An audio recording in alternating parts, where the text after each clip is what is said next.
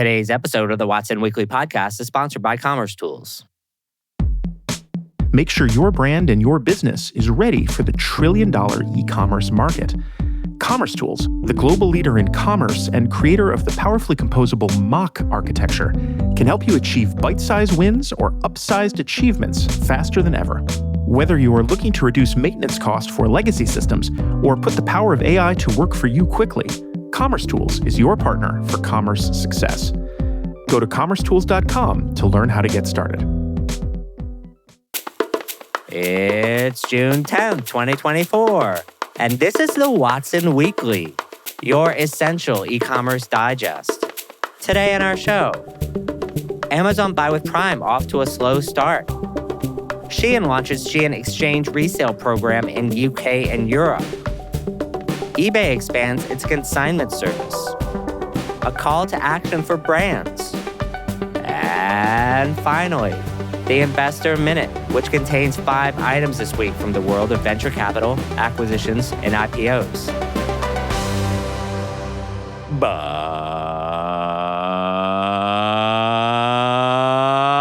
first, in our shopping cart full of news, Amazon Buy with Prime off to a slow start.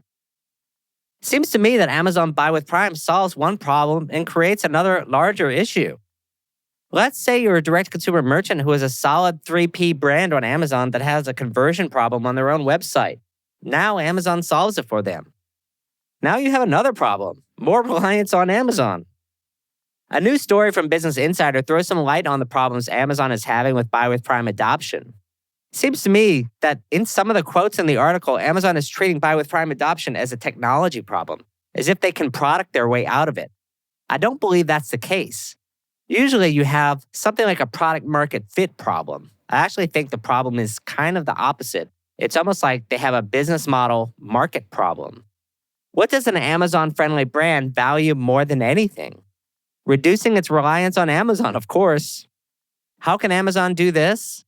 In a sneaky way, it could introduce credits and incentives to increase their reliance on Amazon advertising, while at the same time taking share from Google and Meta. In this space, the win could be at their backs more than trying to focus on conversion. Merchants want to understand how their customers can migrate from Amazon to their own website. And more than anyone, couldn't Amazon provide them with a data clean room to do that? Why does this not yet exist? Every merchant I speak with wants to understand how they can use Amazon to acquire customers for their website. The technology is not complex, but it still does not exist. Instead, Amazon is focused on asking merchants to pay out of their own funds to drive traffic to Amazon. And at the same time, they're selling Buy with Prime? This is madness, folks. Left hand meet right hand. That's step 1. Then, at the same time, let Amazon multi-channel fulfillment sink or swim on its own. With Amazon scale, it seems to me there's a point where this is a no-brainer. Scale, speed, amount of services, they just need to be patient enough. Amazon has made it such that it's really hard not to use SFP or FBA if you're on the Amazon site. Seems to me that it's also very soon going to happen that it's going to be very hard not to use Amazon warehousing and delivery to replenish FBA. Once they do that, then it's become very easy for Amazon to replenish MCF for someone and to have better rates there than anyone else. How about this for a promotion though? 20% back on your Amazon advertising fees if Amazon drove the sale and it's fulfilled by Amazon MCF. Or the reverse, 20% off of MCF fulfillment costs if the sale is driven by Amazon advertising. Would Lena Khan and the FTC allow this? I'm not sure, but it would sure get the attention of large brands. They're going to do the math. That's step 2. What's step 3? Personally, I think step 3 is to pause and take a breath. Amazon needs to take stock of the Buy with Prime program, what's worked, what's not worked. Focus on these 2 huge opportunities and do not dilute them. I'm not sure the existing conversion-related services are long for this world. Is this Buy with Prime, what I described above? I'm not sure. But perhaps the Buy with Prime thesis is a much longer-term bet than Amazon originally thought. And I think these building blocks would actually get them faster traction. And then once they have solid customers working on these services, they can start inching their way into conversion. Oh, and one more thing. In the race between Amazon building merchant-facing services or Buy with Prime and Shopify building and alternately not building a marketplace, i.e. Shop app. I kind of struggle to say that Shop app is winning here, especially since I've been so critical of it. More on this in a future pod.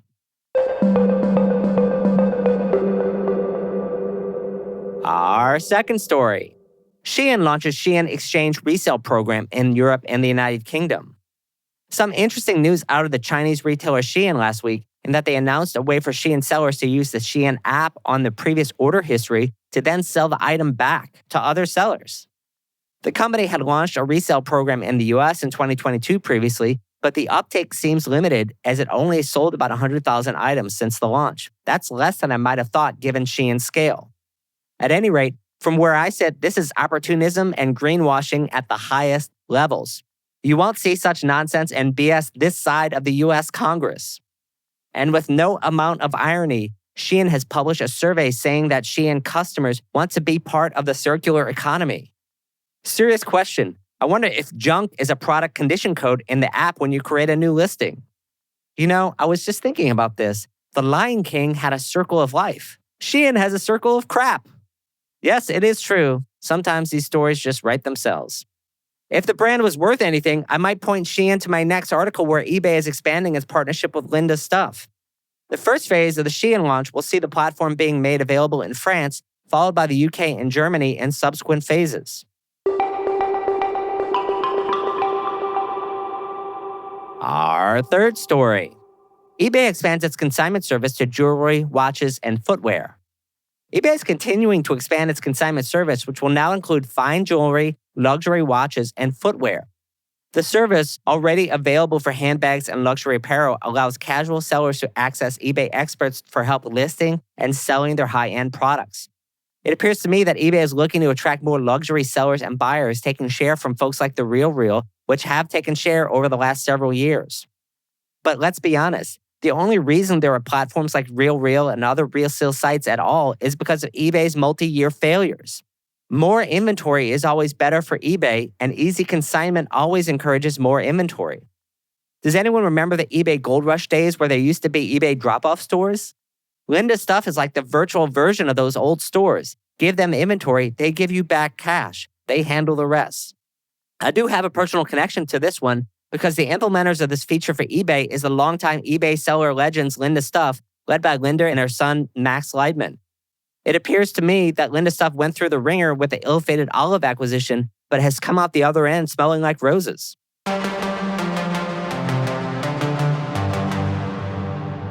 And our last story, a call to action for brands.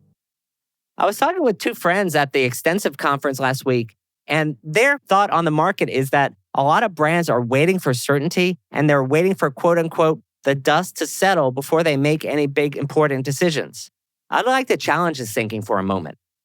Brands and retailers are facing a crisis of confidence and in uncertain times seem to be relying on the sure thing. Many have forgotten to operate during turbulence.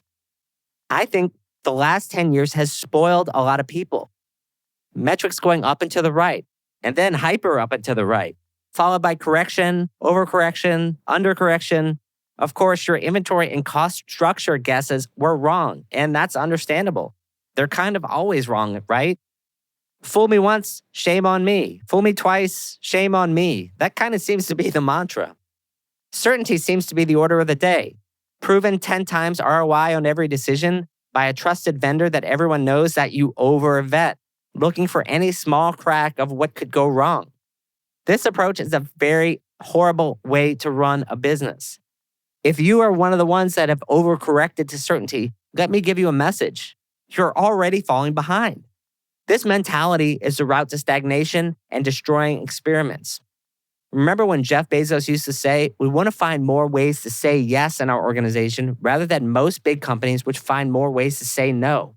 The culture of experimentation and fail fast is more essential in an environment like this. Think of the difference between one-way doors and two-way doors. One-way doors are decisions that are very hard to go back through. Two-way doors are decisions that you can reverse in 6 months to a year if it didn't work out. No big deal. The opposite of experimentation is turtle mode, stagnation, certainty.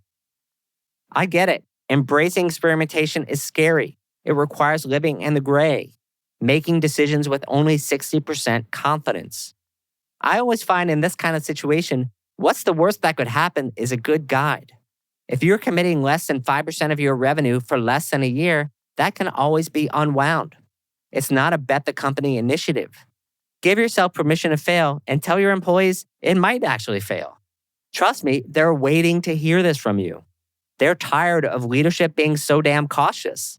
Instead of waiting for the dust to settle and worrying about being perfect, make decisions while the dust is still in the air. You should have the opposite worry. What if this is the way it's going to be like for the next couple of years? What if the dust stays in the air?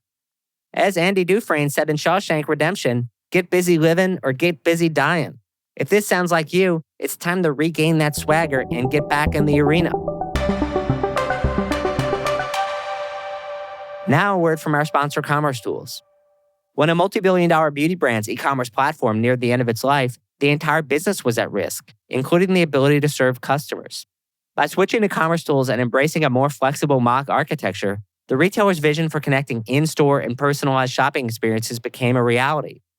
The brand can now roll out new features within days, securing its position as a modern brand that uses technology to its advantage. If you're being held hostage by your technology platform and your developers have thrown up their hands, tell them to start a free trial at commercetools.com today. It's that time, friends, for our Investor Minute. We have 5 items on the menu today. First, Suave Brands Company completes Chapstick acquisition. Suave Brands Company has completed its acquisition of Chapstick and Welcome Health conglomerate Haleon as an investor. How much more consolidation will we see in consumer brands? From my mouth to your lips. Second, headless content management system Storyblock raises $80 million Series C. Developer-friendly content management system Storyblock has raised $80 million in Series C that will be invested in the company's technology.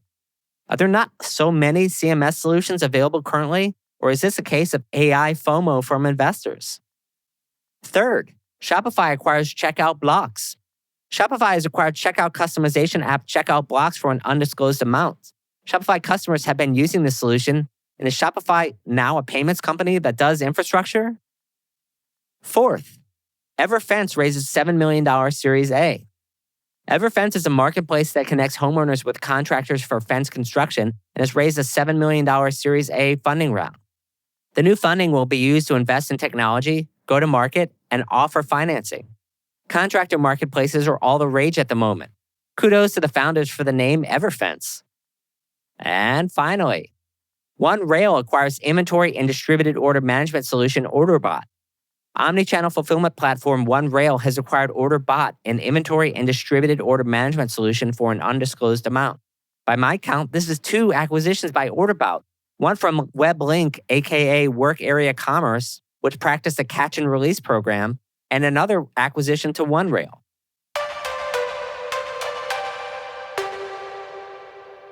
Today's final word of the week of June 10th, 2024 is hype. Most AI right now is overhyped. There, I said it.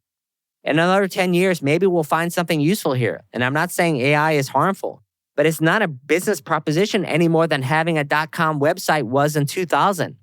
It's a flaming pile of dog shit masquerading as a business plan. In the short term, what is AI? It's a way to get between 5 and 25% more efficient with some bucket of spending. Perhaps marketing, perhaps creative. Is that useful? Yeah, sure. Is it transformational? Not in the way everyone's talking about it. If you're a brand, keep that in mind as you evaluate vendors.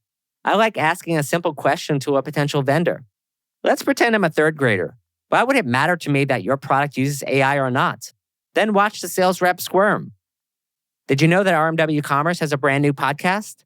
Check out the Watson Weekend for an unfiltered and lively e-commerce chat each week with me, Rick Watson, my co-host Jess Liseski, and an array of interesting guests and topics, all focused on e-commerce. You can find the Watson Weekend by searching for it on iTunes, Spotify, or YouTube. That's all for this week. Till next time, Watsonians. Hi, I'm Rick Watson, CEO and founder of RMW Commerce Consulting and host of the Watson Weekly Podcast, your essential e-commerce digest. Our production partner for the series is Citizen Race Car. The show is produced by Jose Baez. Production manager Gabriela Montequin. To hear new episodes of the show every Monday morning, subscribe now at rmwcommerce.com/WatsonWeekly and wherever you get your podcasts.